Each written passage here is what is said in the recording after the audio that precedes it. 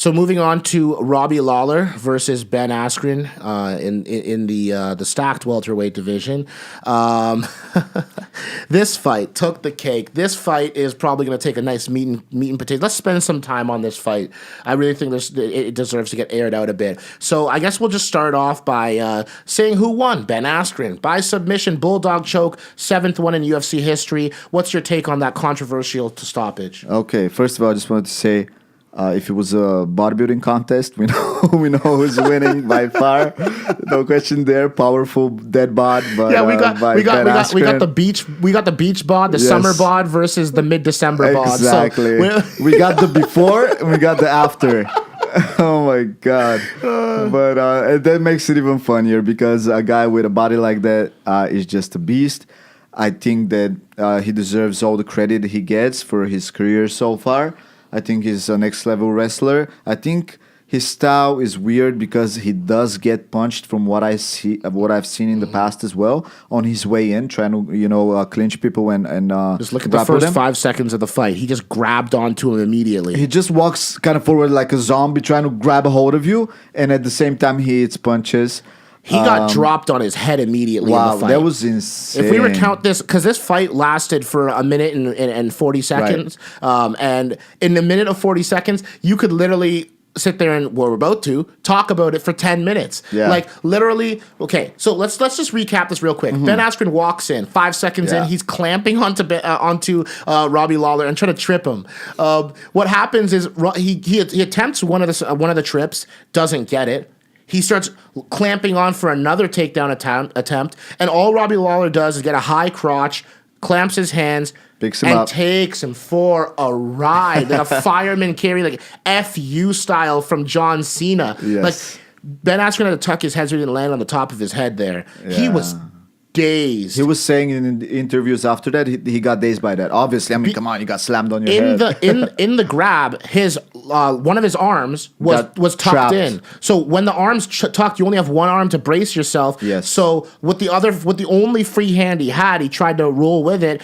Clipped him in the head. He was dazed, and he ate some lunchbox punches coming. It was so close to stoppage right there. 30 total strikes for Robbie Lawler, and 26 of them were significant strikes. All of those coming on the ground. Yeah, I wouldn't have been shocked if the fight was stopped there. Oh my god.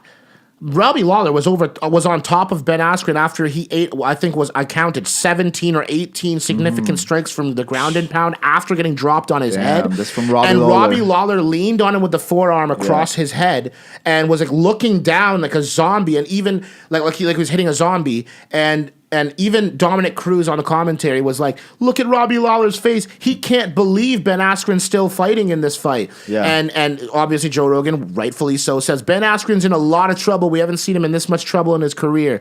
Well, sure enough, Ben Askren survives, scrambles up to his feet, eats another couple punches while he's standing up, but eventually Ben Askren gets him up against the cage, slides that foot in, sits Robbie Lawler on his butt.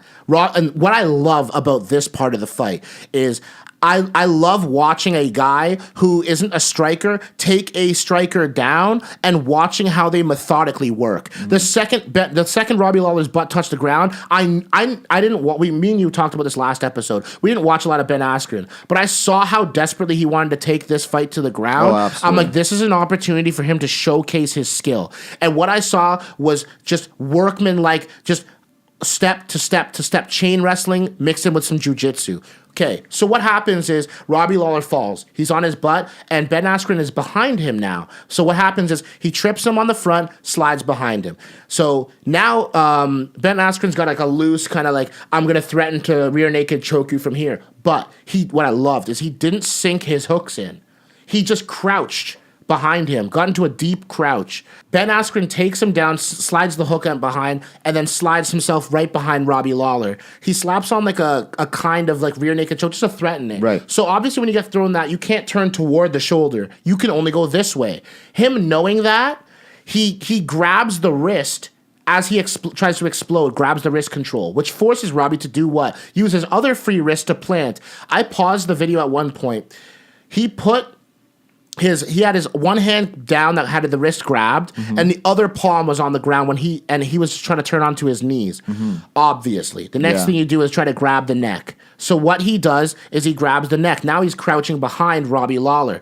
Robbie tries to explode and twist away from that shoulder. All Ben Askren does is loosen up that grip and keep the head in that grip and let him turn his neck in there. Yeah. Once he turns the corner, switches knees. He goes from the left knee, letting it switch, to the right knee planted on the ground, and now he's in a bulldog choke. Okay, listen, there's only 6 guys that have been like taken out by a bulldog choke ever in UFC history prior to this fight. Okay. Prior to this fight. Yeah. So this is not this is like a schoolyard type of thing. It is. And to choke a dude out is difficult. Now, we've heard that it wasn't underneath the chin of Robbie Lawler. I agree. I don't think it was I completely. don't disagree. Yeah. I don't disagree We for didn't a really second. see. I don't think it was underneath. But I don't think so. this is Ben Askren. Go look up Ben Askren on Instagram and go look at him crushing watermelons from the exact same grip, okay? So if he's squeezing your head as hard as he's squeezing watermelons, like if I tried to squeeze a watermelon like this, I'm lucky if I crack it and get any juice to come out. He's exploding these things in 5 seconds. So if he's cranking your head like that, listen, guys, you don't need to necessarily have it underneath the chin to knock a guy out. You know why you pass out? Because blood isn't getting to your brain. You know what you can still do even though it's not underneath the chin? That Joe Rogan astutely pointed out on the broadcast after Dominic said what I just said, it wasn't underneath the chin. All you need to do is cut the blood off to the head. If you can squeeze hard enough, right, you can stop the blood, even if it's over the chin. Yeah. That just hurts most people. But if you can squeeze hard enough, no blood's going to your head. That's right. And now you turn off. Yeah. For even a second. Yeah. Because it's not underneath the throat and the windpipe's not involved, the second I let go of any pressure, blood's going right back. And you were breathing the entire time. So you're going to get back to consciousness faster than you would if a guy gets choked out. Yeah.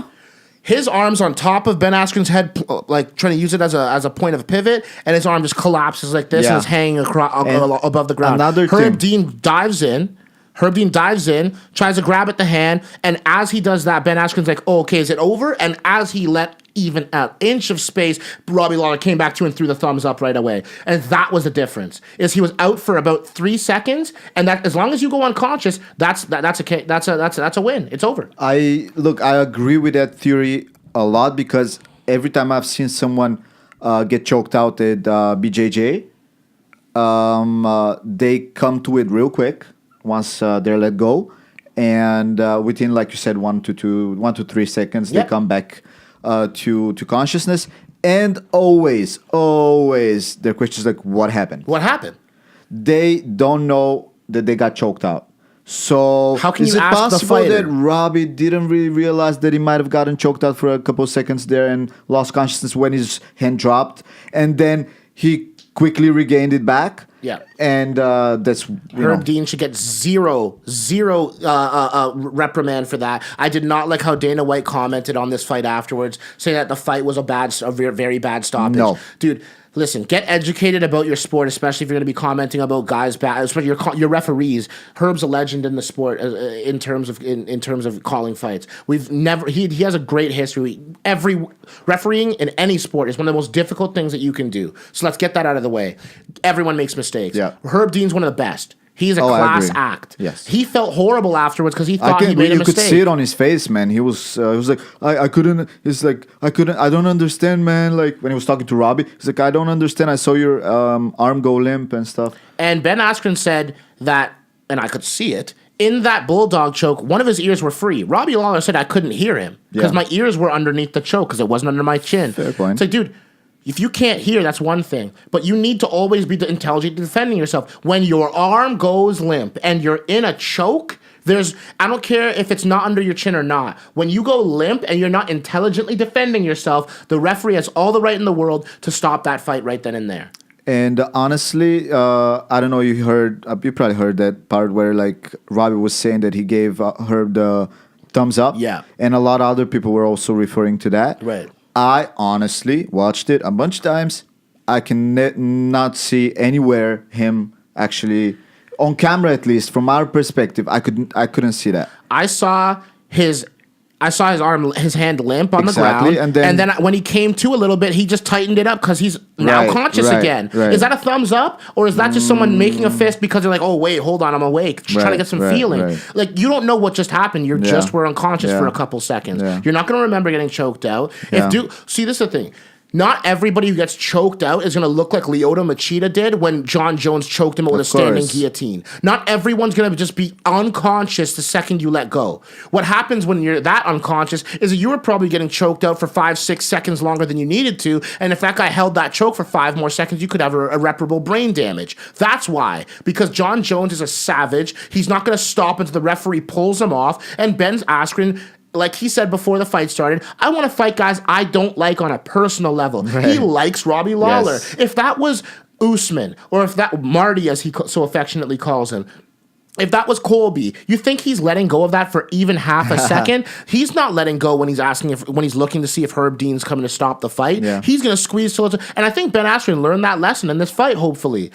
Hold it till the referee stops. Don't try to let go early because you didn't have it underneath. I think he actually tried to hold on to it for a little while, but Herb kept like, "Come on, let go." And he was like, for a second, do I do Askren it? was like, "Are you sure?" Like, whatever. And like, honestly, because Joe Rogan was at the time screaming, "He's out, he's out." So from my perspective at home, seeing his arm go limp, Joe Rogan screaming like that, which by the way, Joe Rogan could have definitely influenced Herb if he heard him. I don't know if you could hear him, but I mean Joe's pretty loud. He's right next to the ring, to the octagon there.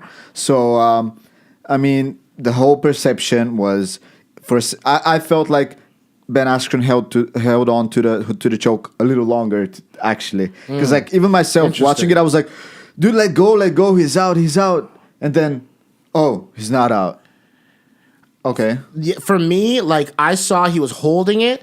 And then he saw Herb take a knee and grab at his hand, and he looked at Herb, let go a little bit of pressure. Right. And that, because this is the thing, at the end of the day, is again, Ben Askren crushes watermelons, man. Yeah, and man. Robbie's like, I was going to let him burn his arms out. I'm like, dude, you were out cold. Like, come on, man. What do you mean you were letting him burn his arms out? You weren't I'll tell conscious. you something. Now, for me, as I'm not saying that I know that much jiu-jitsu or anything, but from what I've seen, what I've experienced in training, is that anytime someone bases out with both their arms on the ground and someone has a choke on them, you're not really doing your best job at defending, man.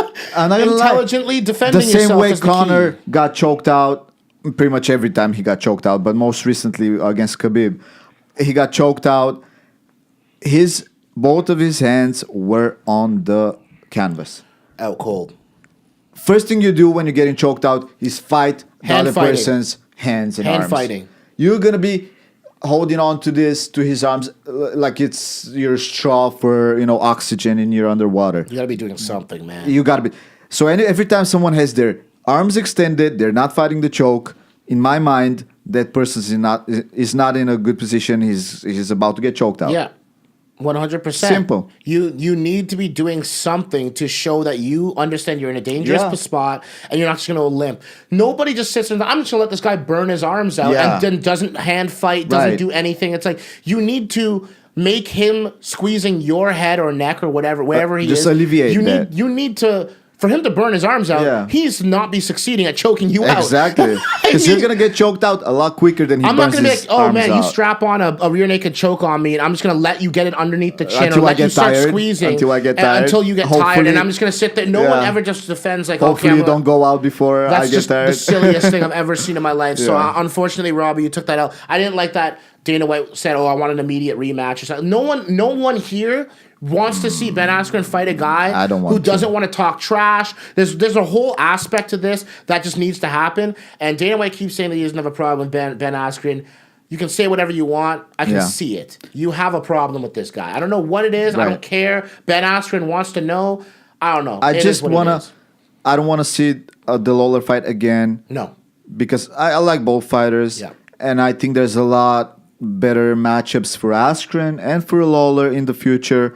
Let's keep that fight as a kind of like okay, not the most convincing win for Askren, But and move definitely not a really bad loss for Robbie. But let's move on. Let's move on. We've seen less controversial endings get no rematch when a guy seems like he should have deserved it. This is not grounds for a rematch. Right. I don't think I'm so. sorry. If Stipe can't get a rematch, this ain't no rematch. Maybe if they go both fight other people in the meanwhile, and then maybe in the future down the they road. end up. I'm not saying not to fight down the road.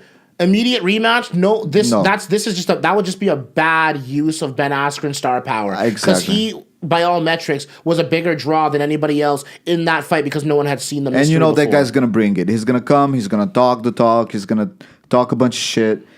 It's beautiful. Especially against a guy he doesn't that's like. what you need. Especially against a guy he doesn't like. Exactly. Imagine the back and forth between him and Colby, who I don't think he's going to fight immediately, but he will. Yeah. Imagine the talk between him and Usman, who I think, again, he's going to fight immediately, but that is something down the road. And then Till versus Masvidal coming down. I think he will face the winner of that. And that will be a great fight because he doesn't like either of those guys, and they're willing to come and talk some trash. The trash talk has already begun between Askren and Darren Till. Yep, I saw that online. On Twitter or whatever. And it's hilarious because I think both guys know how to talk shit. And Darren Till's got that British, arrogance or whatever. And the tweet that he tweeted was hilarious, just calling him a curly-haired fuck and you guys can ugly read that on the and screen right now. We'll put the tweet up for you guys to see. It's just, I love it. And So just shows you if they do end up, fighting, if Darren Till goes past Masvidal, which is a very hard test, obviously. It should be a very good build-up to their fight. So if that happens, I'm for it. I'm down. all about it.